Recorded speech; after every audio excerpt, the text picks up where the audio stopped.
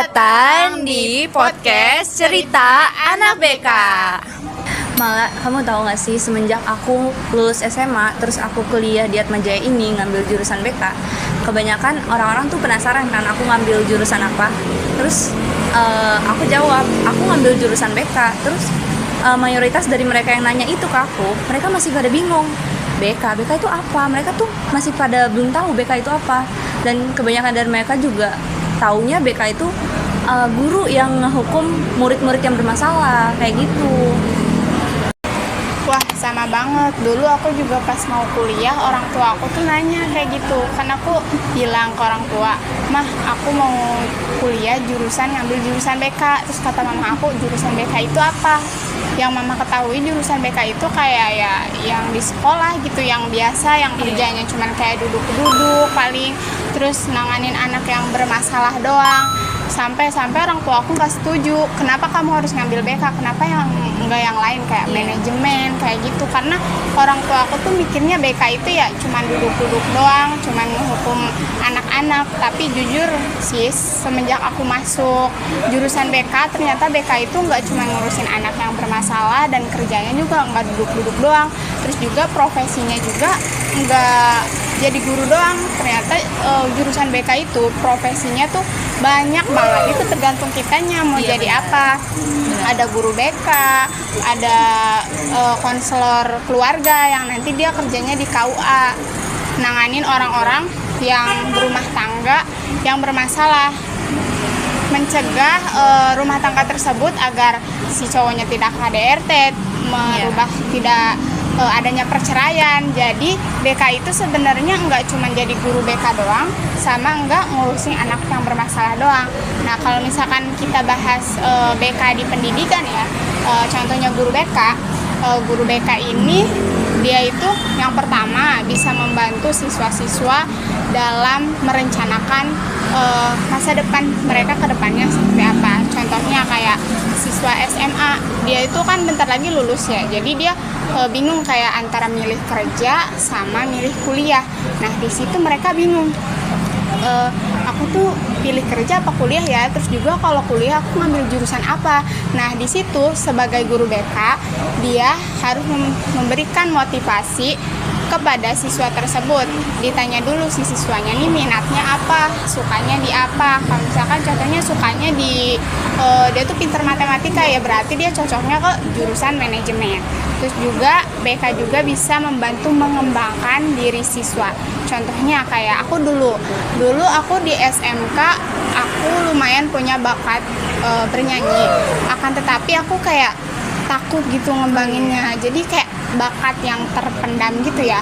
Nah, di situ guru BK aku tuh bilang, "Malah kamu tuh suara kamu bagus loh, tapi kenapa kamu gak mau ngembangin?" Kata aku, "Aku malu Bu." Kata aku, "Kenapa malu? Harusnya kamu tuh punya bakat kayak gini tuh biar dikembangin, biar orang tua kamu bangga." Di situ guru BK aku ngasih motivasi biar aku percaya diri. Nah, di situ aku mulai percaya dengan diri aku, mulai ikutan lomba nyanyi. Terus juga kan aku di pesantren ya, ikutan tilawah, kori, buat lomba kori, ikutan marawis dan segala macam. Di situ aku mengikuti vokal lah tentang pernyanyian lah intinya, biar mengembangkan bakat aku lebih berkembang lagi dan lebih percaya diri. Begitu sih. Wah, keren banget dari cerita kamu itu. Berarti guru BK benar-benar ngebantu kamu, memotivasi kamu supaya bisa mengembangkan bakat yang kamu miliki kan. Nah, aku juga punya cerita tentang guru BK nih. Jadi waktu aku kelas 12 SMA, teman-teman aku itu masih pada bingung. Di situ waktu itu kita hampir mendekati masa-masa SNBP. Mereka tuh bingung karena mereka mikir apa baiknya itu masuk kuliah atau lebih baik kerja.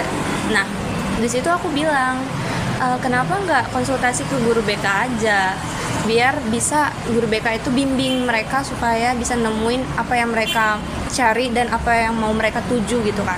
Nah, tapi kebanyakan dari mereka tuh yang bingung itu, pas aku kasih saran kayak gitu, mereka malah bilang gini, kayak, "Hah, ngapain ke guru BK, gue kan bukan anak yang bermasalah, gue kan bukan anak yang gimana-gimana. Kayak mereka tuh mikir ruangan BK ini cuman buat anak-anak yang punya masalah ataupun anak-anak yang khusus gitu lah. Nah dari situ semenjak aku kan nggak bisa maksa juga ya, karena dari asas-asas BK juga kan yang aku tahu waktu kuliah ini, ternyata di dalam 12 asas itu ada asas kerahasiaan sama asas keterbukaan dan juga asas sukarela. Jadi dari asas sukarela itu ternyata dari pihak konselinya itu harus ada rasa sukarela. Memang mereka yang mau bercerita ke konselornya itu. Makanya waktu aku SMA itu juga aku nggak nanggepin mereka. Jadi waktu kuliah ini aku tahu ternyata benar, emang kalau misalnya mau ke konselor itu nggak bisa dipaksain, harus ada dari dalam diri mereka sendiri kemauannya. Padahal ya semenjak aku kuliah di BK ini, padahal itu yang mereka pikirin, teman-teman aku pikirin itu salah semua. Karena BK itu benar yang kata kamu tadi, BK itu bukan cuman buat anak-anak yang bermasalah doang.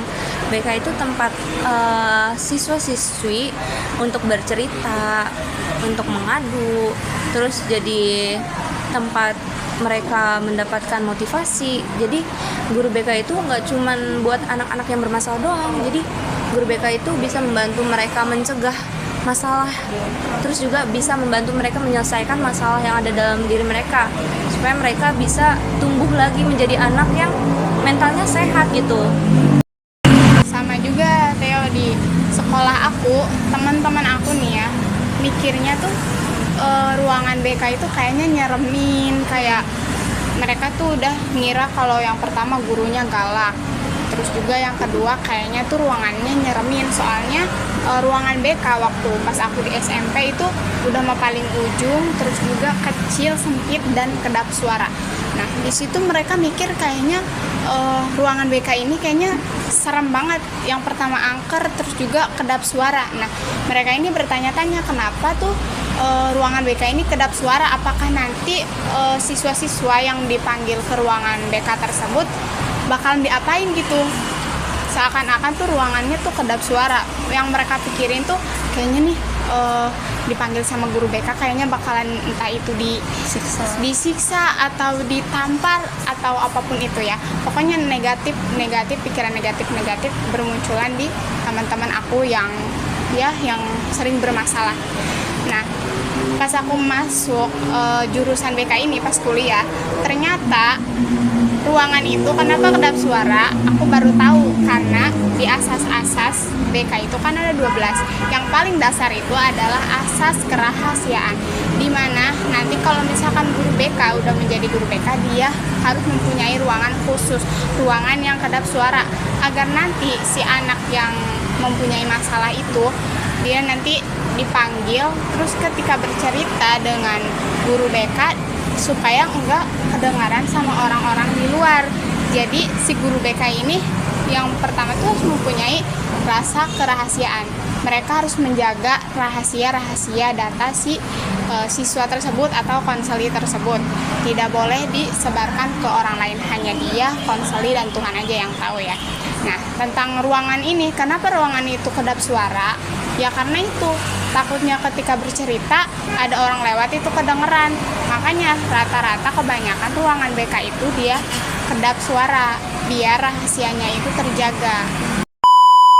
Nah Theo, semenjak aku masuk kuliah di jurusan BK ini, selain aku mengetahui asas kerahasiaan, aku juga mengetahui yang namanya asas keterbukaan.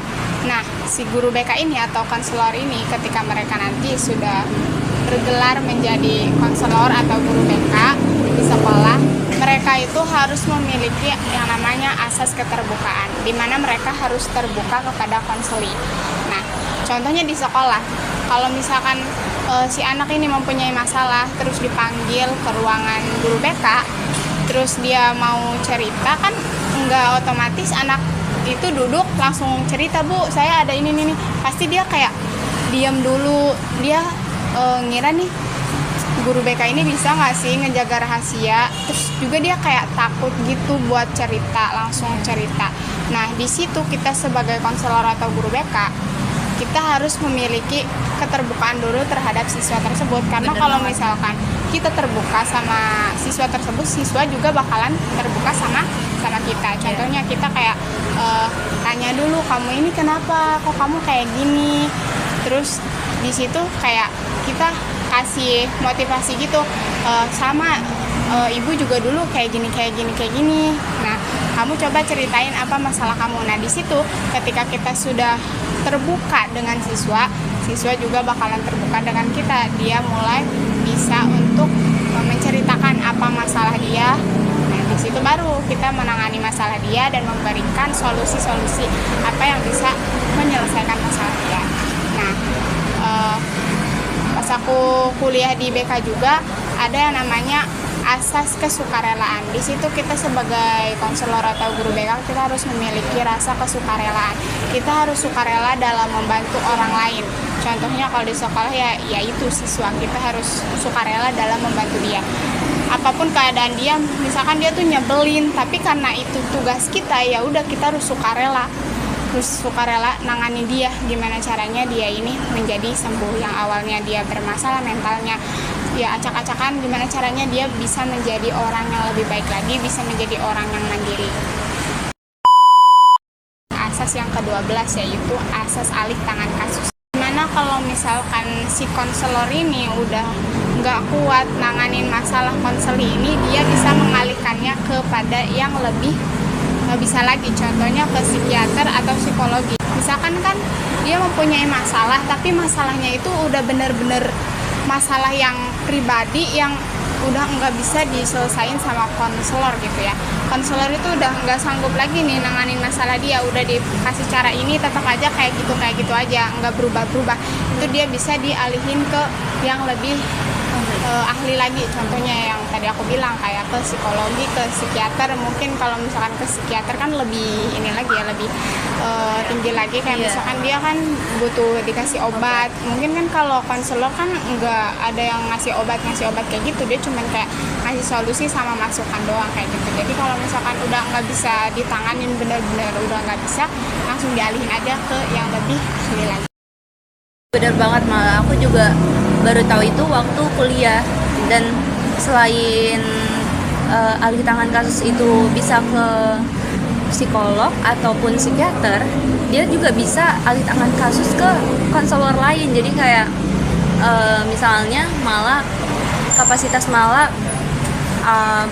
bukan di orang-orang yang memiliki keras kepala kayak gitu, malah nggak bisa menangani orang yang keras kepala. Nah, malah bisa oper ke aku misalnya yang lebih bisa menangani atau memiliki kapasitas untuk menangani orang yang keras kepala kayak gitu.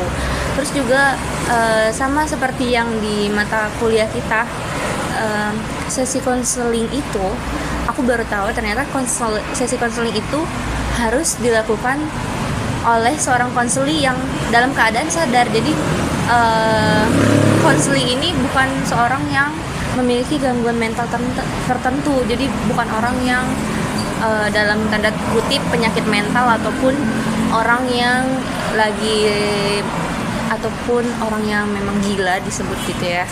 Nah, jadi sesi konseling itu harus benar-benar sama orang yang sadar. Jadi aku datang ke konselor, aku harus dalam keadaan sadar, karena memang itu yang membedakan kita dengan psikolog dan psikiater. Kalau psikolog itu kan mungkin mentalnya agak sedikit gangguan gitu ya, datangnya ke psikolog. Kalau misalnya yang mentalnya udah level tinggi, seperti udah membutuhkan obat penenang dan lain-lain, itu harus dialihkan ke psikiater gitu kan. Nah, aku juga jadi tahu nih, ternyata itu yang membedakan konselor, psikolog, sama psikiater kayak gitu. By the way, malah kamu tahu nggak sih ada yang menarik tentang konseling. Jadi konseling itu bisa dilakukan secara online. Nah, nama lainnya itu cyber counseling. Jadi yang menariknya itu kita bisa konseling melalui via WhatsApp ataupun via Zoom dan lain-lain aplikasi yang bisa dilakukan kayak gitu kan. Nah, dari situ kita tuh konselingnya bisa video call ataupun chat. Nah itu tuh boomingnya cyber counseling itu pada tahun 2020 waktu kita masih pandemi COVID kayak gitu. Nah di situ tuh kayak aku ngerasa keren banget karena konseling bukan hanya bisa dilakukan secara tatap muka, tapi bisa dilakukan secara online. Jadi itu membantu kita atau orang-orang di luar sana yang ingin konseling tapi tidak terjangkau dengan si konselornya, jadi bisa dilakukan secara online dan itu bisa dilakukan di mana saja dan kapanpun saja. Oh iya Taya, aku juga tahu cyber counseling. Aku waktu itu tahu dari televisi. Waktu kita COVID-19 itu cyber counseling itu lagi booming-boomingnya kan. Kebanyakan yang counseling itu lewat via online, entah itu dari WhatsApp ataupun dari Zoom. Nah tapi menurut aku ya cyber counseling ini belum terlalu efektif karena banyak banget tantangannya. Contohnya kayak misalkan dari keterbatasan internet dulu ya.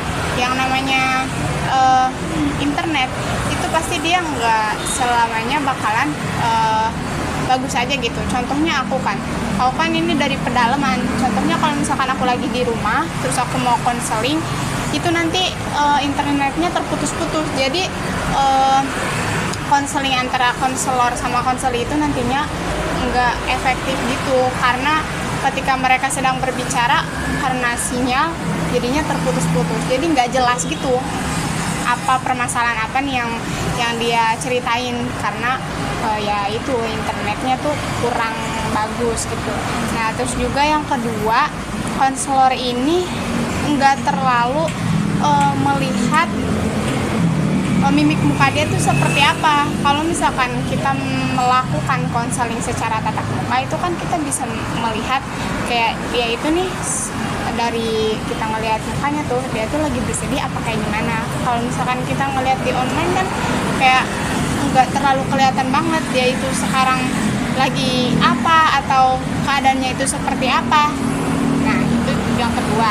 Yang ketiga juga privasinya itu kurang tertutup. Ya contohnya misalkan kita melakukan konseling di ruang tamu. Nah, ketika kita sedang melakukan konseling kepada si konselor, nah itu dia contohnya di ruang tamu kayak ada orang tuanya lewat. Nah, itu kan bisa kayak kedengeran sama orang tuanya, jadinya kayak keganggu gitu. Jadi kurang efektif menurut aku. Tantangannya itu yaitu banyak banget tantangannya. Menurut aku lebih efektif melakukan konseling secara tatap muka langsung dibandingkan cyber counseling. Bagus sih, cuman ya itu tantangannya ya lumayan agak berat. Nah Theo, kamu tahu nggak sih, aku kan baru perpindahan dari sekolah ke kuliah ya. Iya. Di situ aku tuh pas tahu kuliah, wah kok kayak gini gitu ya, tugas-tugasnya banyak. Iya, shock gitulah pokoknya. Nggak kayak waktu di SMK kan nggak gitu-gitu amat ya. Contohnya kayak ya udah tugas ya gitu bisa di bareng-bareng sama temen. Terus juga kalau misalkan presentasi ya udah presentasi, baca, jelasin dikit. Kalau misalkan kuliah kan dia bener-bener harus dikembangin lebih dalam lagi. Nah di situ tuh aku tuh kayak stres, wah ternyata kuliah tuh kayak gini amat ya. Aku tuh kayak berhenti aja kali ya kuliah, kadang suka pikir kayak gitu. Tapi ternyata pas aku kuliah waktu itu tuh, di situ aku ada jadwal mata kuliah BK Comprehensive. Di situ tuh dosen aku tuh ngebahas tentang dimana pikiran itu mempengaruhi perasaan kita, perasaan mempengaruhi tindakan. Nah contohnya kayak misalkan aku contohnya kayak mikirin tugas gitu, dipikirin aja tugas itu bakalan mempengaruhi perasaan aku, jadinya kayak kurang tenang gitu. Terus juga jadi mempengaruhi tindakan aku, kayak ya kurang semangat, makan juga males kayak gitu ya. Nah di situ tuh aku juga tahu ya kalau misalkan kayak gitu tuh itu bisa berbahaya. Kalau misalkan kita dipikirin terus kayak ya itu tugas ya nggak bakalan selesai. Gimana caranya itu tugas selesai ya dikerjain, bukan dipikirin ya, kerjain step by step gitu. Jadi pas aku belajar tentang itu materi itu yang dari mata kuliah BK Komprehensif, aku jadi tahu dan menghindari. Seperti tadi aku menghindari biar kayak ya kalau misalkan emang dipikirin doang nggak bakalan selesai. Iya benar. Lebih baik aku ya kerjain gitu meskipun dikit demi sedikit daripada aku pikirin tugas selesai enggak, terus aku juga pola makan enggak teratur karena mikirin tugas itu aja. Ya lebih baik dikerjain gitu. Bener banget, malah aku juga kayak gitu. Perpindahan masa-masa SMA ke perkuliahan itu bener-bener aku shock banget karena mungkin dari lingkungannya ya yang berbeda, karena sekolah itu apa-apa bareng, suportif lah, kita bisa ngerjain tugasnya sehari sebelum kayak gitulah. Masih bandel-bandelnya lah kita kayak ngerangkum ataupun bikin PPT itu masih kayak ya santai-santai, belum terlalu mikirin nilai banget lah kan. Nah semenjak masuk kuliah tuh kayak wow, semuanya itu berubah, semua harus dikerjain sebelum deadline-nya datang, terus harus dikumpulin tepat waktu. Kita harus juga mempertimbangkan nilai kita karena itu akan mempengaruhi IPK kita gitu kan ke depannya. Nah makanya itu bener banget kata kamu, aku juga bener-bener mikirin materi yang Paraxel pernah ceritain kan. Waktu itu benar kata kamu diceritain bahwa pikiran itu mempengaruhi perasaan dan perasaan itu mempengaruhi tindakan. Makanya itu aku juga kayak kamu mulai mengurangi pikiran-pikiran negatif, mulai mengurangi mikirin yang belum tentu terjadi kayak gitu. Makanya aku kayak udahlah nggak usah dipikirin karena hati yang gembira itu adalah obat ya kan. Nah, buat teman-teman yang lagi dengerin video ini, jangan lupa jaga kesehatan mental kalian. Kalian jangan terlalu sering mikirin hal-hal yang nggak perlu dipikirin supaya mental kalian itu terjaga. Lebih baik kalian mengisi waktu luang kalian itu dengan hal-hal yang bermanfaat, mengisi waktu luang dengan olahraga atau baca buku, dengan hobi-hobi kalian lah. Pokoknya jangan mikirin apa-apa yang belum terjadi. Kalian fokus dulu sama apa yang sedang kalian kerjakan. Kalian tuh jangan terlalu dipikirin. Contohnya kayak ceritaku tadi, tugas jangan dipikirin, dikerjain. Karena kalau dipikirin itu nggak bakalan selesai guys. Nah malah di dalam tujuan dari BK itu kan ada yang namanya membantu individu untuk mengembangkan atau menemukan minat dan bakat yang ada dalam diri mereka supaya mereka itu bisa mengembangkan lebih lagi potensi yang ada dalam diri mereka kan. Nah dari situ aku keinget satu cerita, ada seorang individu yang aku nggak bakal sebutin namanya, dia itu minat banget di bidang musik. Nah salah satunya itu gitar, jadi dia itu minat di gitar. Nah tapi dia tuh kebingungan karena dia udah cukup dewasa, di situ dia umur 17 tahun. Jadi dia bingung, aku pengen main gitar tapi dia udah cukup berumur dan dia merasa telat untuk belajar. Dari situ dia mulai ceritakan ke guru BK-nya dan akhirnya dari guru BK-nya itu dia dimotivasi untuk mulai dari sekarang karena nggak ada kata terlambat untuk belajar kan. Dari situ guru BK-nya nyaranin buat coba cari-cari chord gitar yang basic di Google ataupun lihat tutorial main gitar di Google ataupun di YouTube video-video tutorialnya. Nah setelah diberikan saran kayak gitu sama guru BK-nya, dia mulai termotivasi, dia mulai berkembang lagi karena dia sering nontonin tutorial, sering search di Google lagu-lagu ini gimana chordnya. Nah dia sering buat latihan, jadinya dia akhirnya sekarang jago main gitar dan bisa dibilang ahli. Dari situ kok aku benar-benar sadar bahwa memang benar nggak ada kata terlambat untuk belajar dan minat itu benar-benar mempengaruhi diri kita karena dari materi yang kita dapatkan juga minat itu lebih tinggi derajatnya daripada bakat. Karena kalau kita berbakat tapi kita nggak terlalu minat, otomatis kita minim kemungkinannya untuk berkembang. Tapi kalau kita punya minat, meskipun kita nggak ada bakat tapi kita punya minat, itu kemungkinan untuk berkembangnya itu lebih tinggi karena di mana-mana itu minat itu menjadi modal utama seseorang untuk berkembang, mengembangkan potensi yang ada dalam diri dia gitu. Nah benar banget kata kamu Theo. Nah aku punya cerita. waktu aku SMP, dulu aku punya temen, dia itu berbakat banget dalam acting. Nah, tapi pas dia punya tugas bikin video, dia kan punya bakat dalam berakting, tapi dia enggak minat, dia lebih memilih untuk jadi kameramen.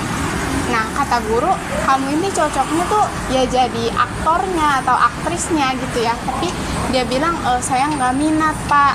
Nah, di situ kalau misalkan dia emang nggak minat, itu dia nggak bakalan berkembang. Beda sama yang cerita kamu tadi. Kalau misalkan dia nggak punya bakat tapi dia berminat, itu pasti dia berkembang. Contohnya kayak misalkan dia nggak punya bakat buat bernyanyi, tapi dia tuh punya minat, pengen jadi penyanyi yang sukses.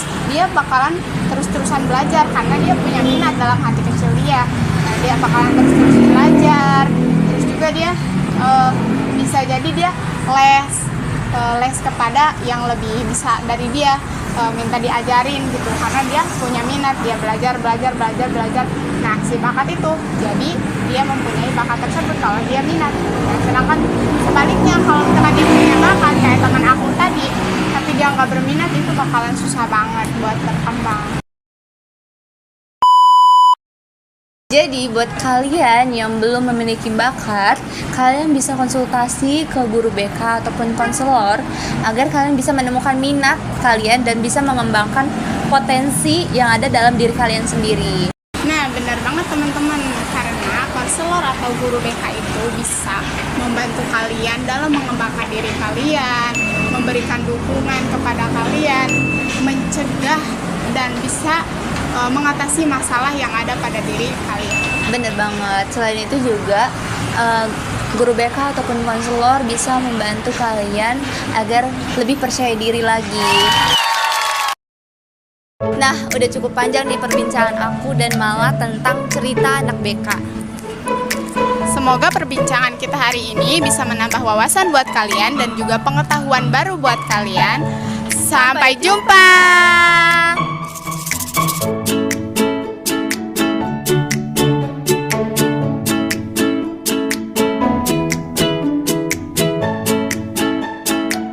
Behind the scene. Selamat datang di podcast anak BK. Nah, udah cukup panjang nih perbincangan aku dan Mala tentang